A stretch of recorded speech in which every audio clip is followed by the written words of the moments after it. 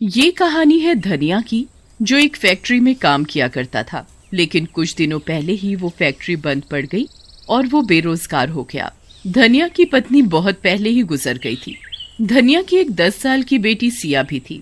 वैसे ही उसके घर का गुजारा बहुत मुश्किल से चलता था। ऊपर से उसकी नौकरी भी चली गई तो घर चलाना और भी मुश्किल हो गया। नौकरी चले जाने की बात उसने सिया को नहीं बताई। रोज की तरह धनिया सुबह घर से निकलता नौकरी की तलाश में और शाम को नौकरी ना मिलने पर थका हारा वापस घर आ जाता। सिया, सिया, ओ सिया बेटी। अरे बाबा, आप आ गए फैक्ट्री से? पर आज भी मैं तेरे लिए रंग और पिचकारी लाना भूल गया। अरे कोई बात नहीं बाबा, कल ले आना।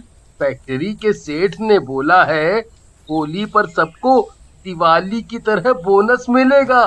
जब बोनस मिलेगा उन पैसों से मैं तुम्हारे लिए रंग, पिचकारी और ढेर सारी मिठाइयाँ लाऊंगा। सिया को पता था कि फैक्ट्री बंद होने के कारण उसके बाबा के पास अब कोई काम धंधा नहीं है। अब वो किसी की दुकान में झाड़ू लगा लिया करते हैं या पीठ पर बोझा उठाकर 2 पैसे लाकर जैसे तैसे घर चला लेते हैं। कभी कभी तो कोई काम नहीं मिलता तो खाली हाथ ही घर लौटना पड़ता है। एक दिन धनिया काम की तलाश में बाजार की तरफ जा रहा होता है।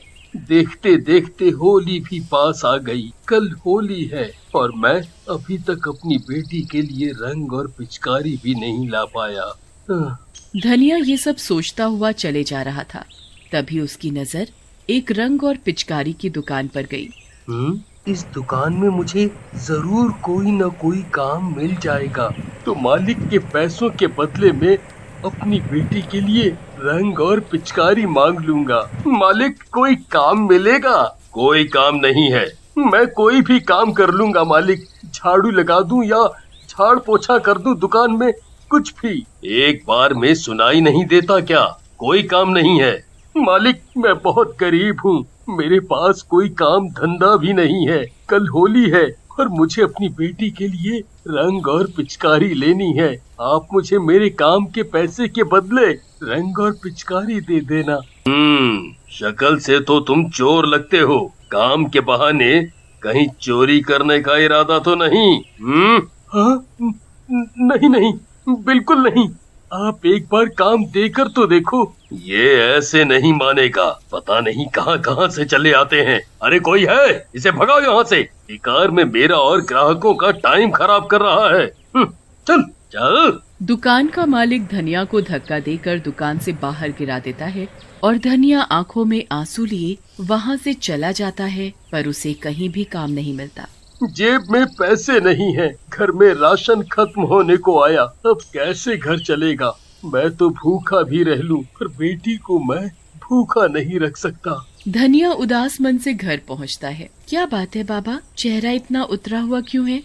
अरे कुछ नहीं बेटा, तबीयत कुछ ठीक नहीं है, मैं जाकर सो जाता हूँ। सिया को पता था कि उसके बाबा को कुछ नहीं हुआ है, वो बिल्कुल ठीक है। जब भी उन्हें कोई काम नहीं मिलता वो भूखे सो जाते ताकि राशन एक दिन और ज्यादा चल सके। कई बार उन्होंने ऐसा किया। वो खुद भूखे रह जाते पर सिया को कभी भूखा नहीं रहने देते। अगले दिन होली थी। धनिया चुपचाप सुबह सुबह अंधेरे ही घर से काम की तलाश में निकल पड़ता है, पर सिया उसे देख लेती है। उसके जाने के बाद सिया घर में बने मंदिर के पास जाती है और बहुत रोती है। माँ, मेरी तो अपनी माँ भी नहीं, पर तू तो पूरे जगत की माँ है, तो मेरी भी माँ हुई ना। एक बेटी झोली फैलाकर अपनी माँ के सामने भीख मांगती है कि मेरे बाबा को दुख मत दो, वो बहुत दुखी है। माँ, मैं तुझसे कोई धन दौलत नहीं मांगती, पर मेरे बाबा को कोई काम दिला दो जिससे वो 2 वक्त की रोटी खा सके। कल रात भी मेरे बाबा बिना खाए सो गए। अगर उन्हें कुछ हो गया तो? माँ तो पहले ही चली गई इस दुनिया से, पर मेरे बाबा, मैं अपने बाबा को और दुखी नहीं देख सकती। माँ, मैं तेरे आगे हाथ जोड़कर खड़ी हूँ, विनती करती हूँ, मुझे कुछ नहीं चाहिए कभी भी, पर मेरे पापा को कोई काम दिला दे। उधर धनिया। आज होली है, हाथ बिल्कुल खाली है। हे ऊपर वाले, कुछ काम दिला दो। 2 पैसे हाथ में आए तो अपनी सिया बेटी के लिए मिठाई और रंग लेकर जाऊं। धनिया ये सब सोचते हुए उसी दुकान के आगे से गुजर रहा था जिस दुकान मालिक ने उसे धक्के देकर दुकान से बाहर फेंक दिया था। उसकी नजर फिर से दुकान में रखे रंग और पिचकारी पर जाती है। तभी दुकान का मालिक जल्दी जल्दी दुकान बंद करके कहीं जा रहा होता है। उसके हाथ में एक बैग भी था जो हड़बड़ी की वजह से वहीं दुकान के सामने गिर जाता है। धनिया उस बैग को उठाकर दुकान के मालिक को देने जाता है, पर उतने में दुकान का मालिक अपनी गाड़ी में बैठकर जा चुका होता है। धनिया बैग खोलकर देखता है। अरे बाप रे, इतने सारे पैसे! इन सारे पैसों से तो मेरी सभी समस्या हल हो सकती है। इन पैसों से मैं सिया के लिए ढेर सारे रंग और पिचकारी ले सकता हूँ। पर उसके मन में कई सवाल भी चल रहे थे। नहीं नहीं, ये ठीक नहीं होगा।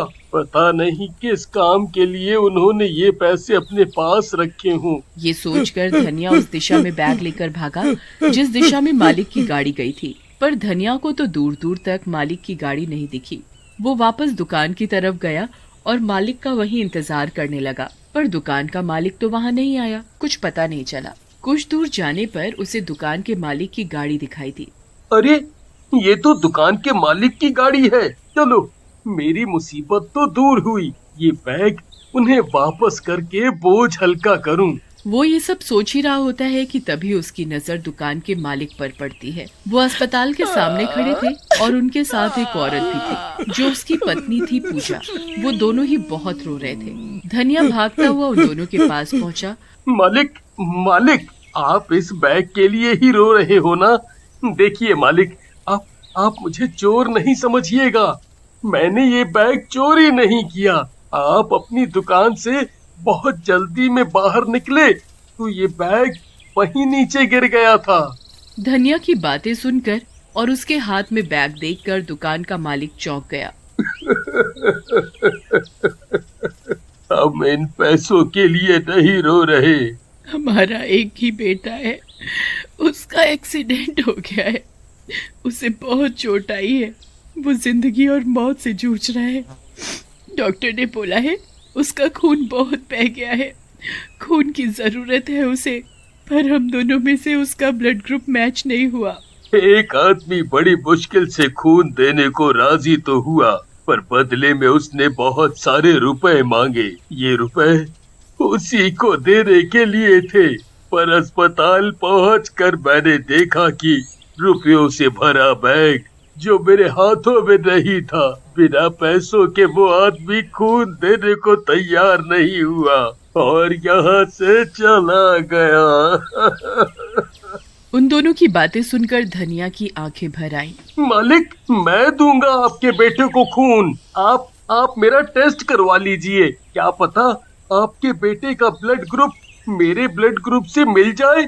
धनिया का ब्लड ग्रुप मालिक के ब्लड ग्रुप से मिल गया। उसने मालिक के बेटे को ब्लड दिया और मालिक के बेटे की तबीयत में सुधार आने लगा। तुमने मेरे बेटे की जान बचाई। तुम्हारा एहसान मैं जिंदगी भर नहीं भूल सकता, ना ही इसकी कोई कीमत दे सकता हूँ। फिर भी इस बैग में जो भी रुपए हैं वो सब तुम्हारे हैं। ये आप क्या कह रहे हैं मालिक? जान बचाने वाला तो ऊपर वाला है, मैं नहीं। मुझे ये पैसे नहीं चाहिए। अगर मैं आपसे ये पैसे ले लूंगा तो ऊपर वाले को क्या मुंह दिखाऊंगा?